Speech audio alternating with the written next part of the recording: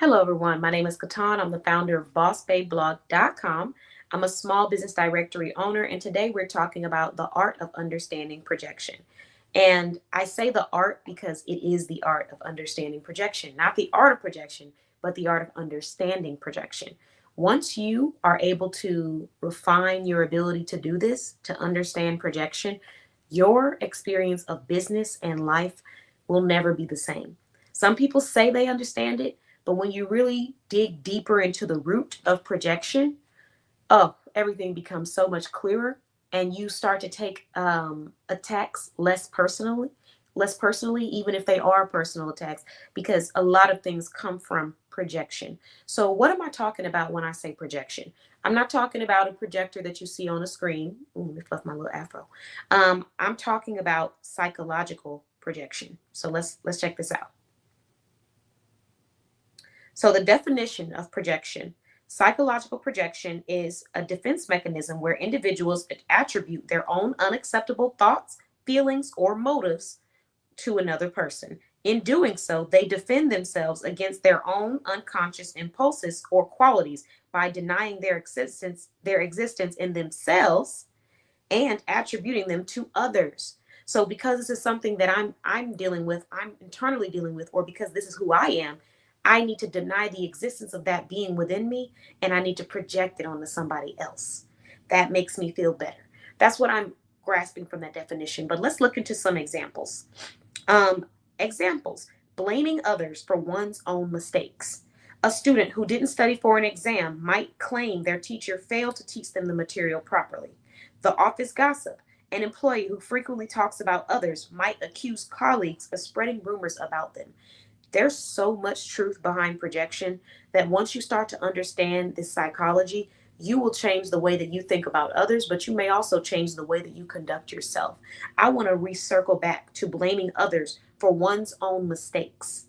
In business, this is a very common thing. So, for entrepreneurs and business owners, if you are able to understand this psychology and start to break it down so that you're not exhibiting these behaviors, you will see so much more growth for your business because it pushes you and forces you to take accountability for your own actions. So, blaming others for one's own mistakes.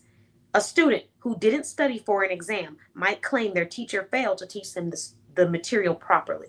So instead of taking accountability and just saying, I didn't study for the exam, I knew the exam was on this date and I just wasn't prepared.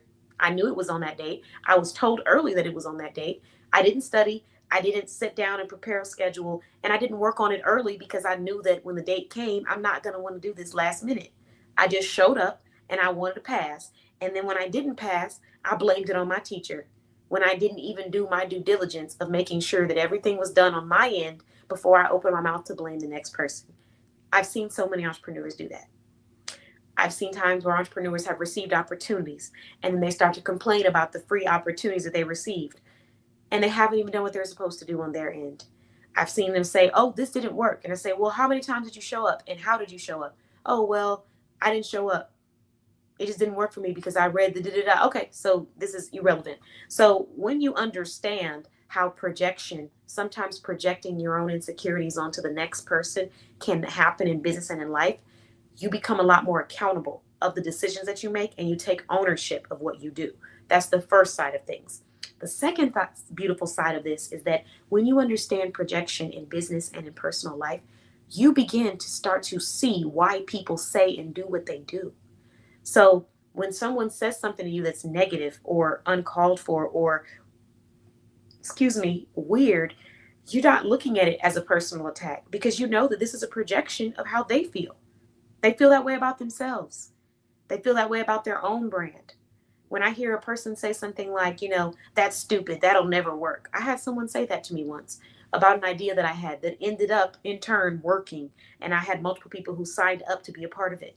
So this person was just telling me that it was a stupid idea, it would never work. I was wrong for even thinking about doing it, all these different things. And in the beginning, I was like, what's wrong with you? But then I actually took a moment to look at their life and what they had going on. And this is someone who was in entrepreneurship. They weren't seeing a lot of traction to their page from what I could see. I didn't see a website, I didn't see information about their business. You're feeling insecure about yourself. You're worried that what you're doing isn't going to work because you've told me that you've been in this industry for years, but I'm not seeing that traction. And although social media does not always equate to that traction, usually people who are serious about what is they're doing will have a contact point, like a website, a form to fill out, a interview, a consulting page, something where people can go and receive that insight. But it's very much, I guess, just on the fly. And that's not everybody. Some people may not have those things and still do great business because their platform is a brick and mortar location, or their platform is on a different platform, someone else's selling platform. So it's not to say that you can't be successful and you can't be serious without those things, but the perception that I was seeing was someone who was insecure about their own things, because you're not even posting about your own things, your own solutions. You're not even sharing what you do. You're underneath someone else's post telling them why what they're doing isn't going to work and why what they're doing is stupid.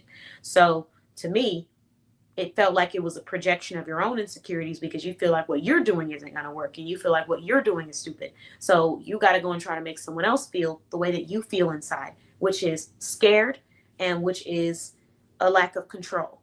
And sometimes people do that and they're not even realizing they do it. And sometimes they do it intentionally.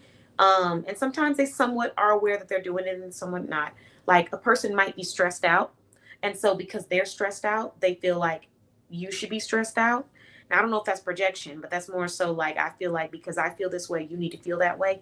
And it can be very intentional when they do that, when they say and do stuff to try to get you to be at the space that they're at, so that their reality can be that you are like this, even though the true reality is that this is an internal issue that they need to work on within themselves. The anxiety, the impatience, the disrespect, the, being upset, whatever it is, that's an internal thing they need to work on. But when it becomes a group thing, it allows them to escape accountability and look at it like it's a we thing. What we have to understand in psychology is that in many cases, it's never a we thing, it's a them thing. And when you engage in it and entertain it and make them think that it's a we thing, it feeds the idea to them that it's a we problem, when in reality it's a them problem. You don't have any problems with them. Heck, they may not even want any problems with you or themselves, but the issues that they are dealing with internally that they're stirring up, that's a them problem. And you just got to let them have it and then move on to the next person, because some people are just not healed yet, and they're not working to be healed, and they're not working to be self-aware of how their own actions create their own results, and how their lack of or ability to have accountability creates their results. So understanding that art of projection makes you take a lot of stuff less personal.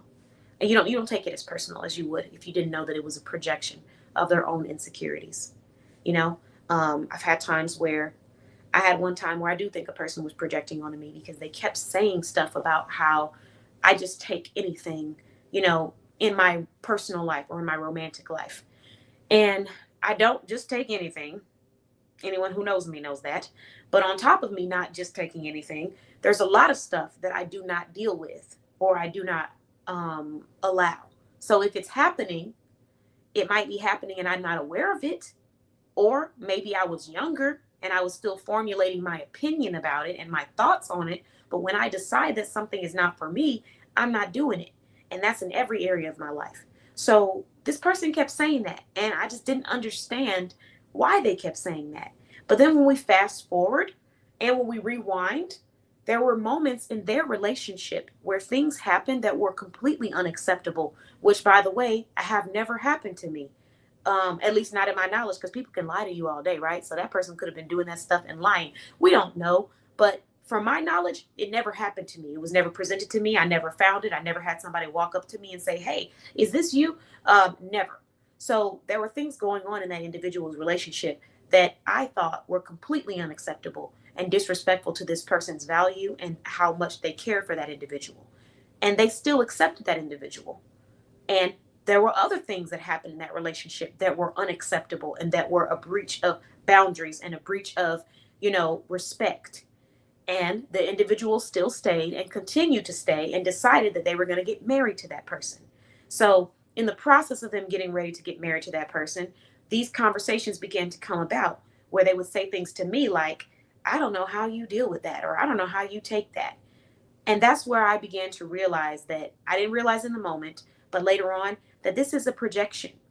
You are upset at the fact that you accept things that you shouldn't accept, that you know you shouldn't accept because you're not comfortable with them.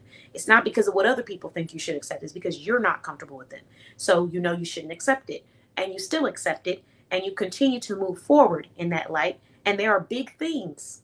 Don't get me wrong, no one's here to judge, but they are big things.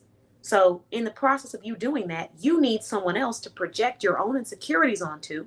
So you're going to turn to the next person, whether it's your friend, whether it's your coworker, whoever, and say things like, I don't know how you deal with that. I don't know how you do that.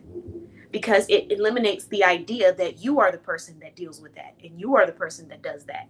That is how projection works. And when you understand that, you become a lot less focused on trying to be upset about things. You just let people be their own insecure self, because in many cases, that's what that projection stems from. It's a level of insecurity. And instead of them being able to say it and be direct and self-aware about it, they say things towards other people that's passive aggressive.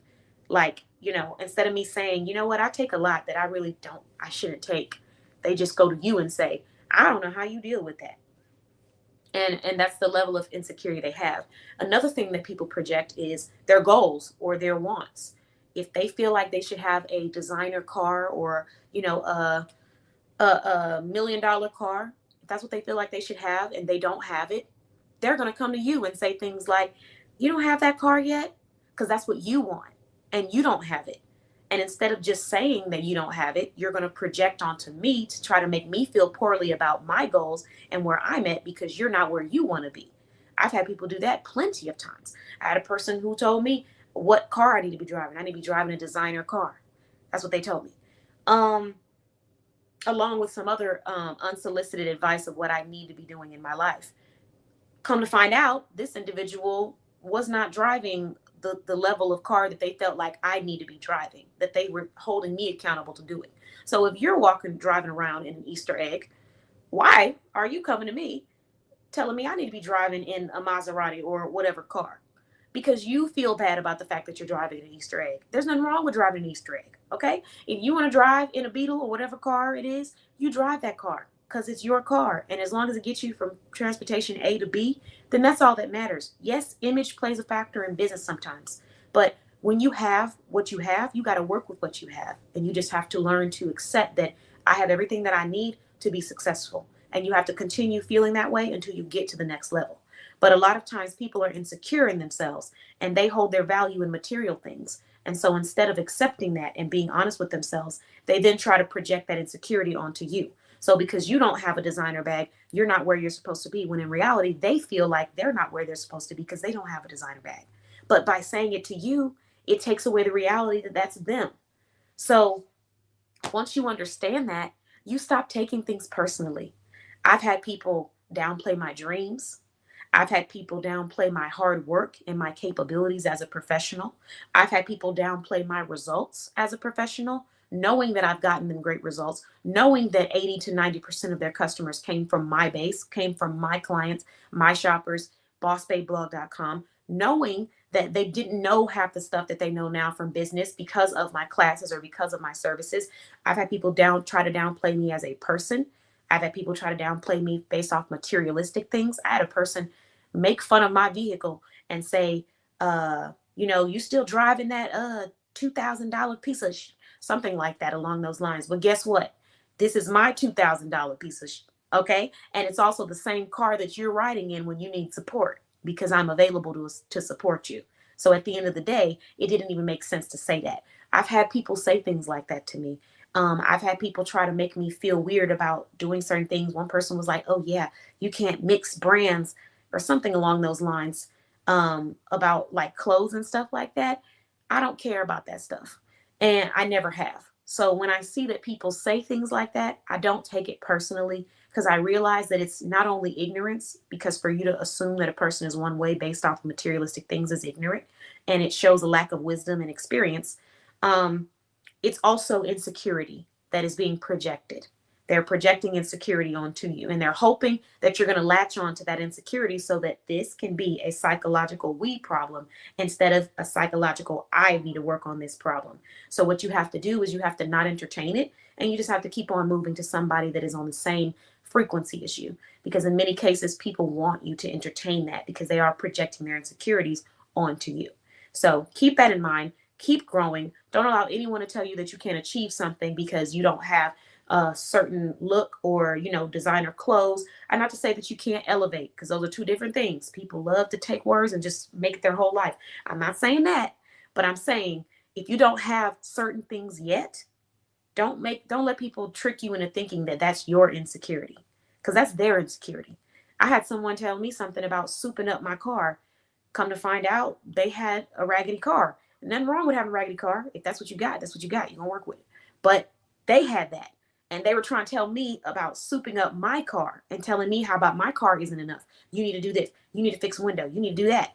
Now, it's different when someone's trying to give you advice because they want to see you do better and stuff. But this wasn't that type of advice. This was a place of insecurity coming to tell someone how they needed more in their life or they needed to do more in order to be on a certain status. And you're not even on that status. So a lot of people who aren't there tend to project their insecurities onto other people who are getting there. So just because you don't have everything you feel like you need to have to grow your business or your life or your dreams or be happy, don't let other people's insecurities be projected onto you, because you are perfectly fine where you're at. You're growing, you're developing, and that's what's most important at the end of the day. Their insecurities and their personal issues is not your problem. It's not a we thing. It is a they thing. And they're going to have to work through that on their own. And the moment that you start to give them attention in that area is the moment that you confirm that it is a we thing. This is not a we issue. This is a you problem. And that's what people have to understand. So when you understand projection, you separate yourself from those conversations. You separate yourself from those environments because you understand this is not me and this isn't even you. This is a projection of your insecurities that you're trying to push onto me. So I'm going to let you do that by yourself. And I'm going to go find people who are secure within themselves and self-aware and emotionally aware enough to say, hey, this is something that I need to work on. So I hope that this video helps anyone out there who's hardworking, trying to build something for themselves, trying to grow, and you have people, running around intentionally projecting their negativity onto you. This is for you. Have a great rest of your day. Be productive. And we probably got 1 or 2 more lives this morning. Bye-bye.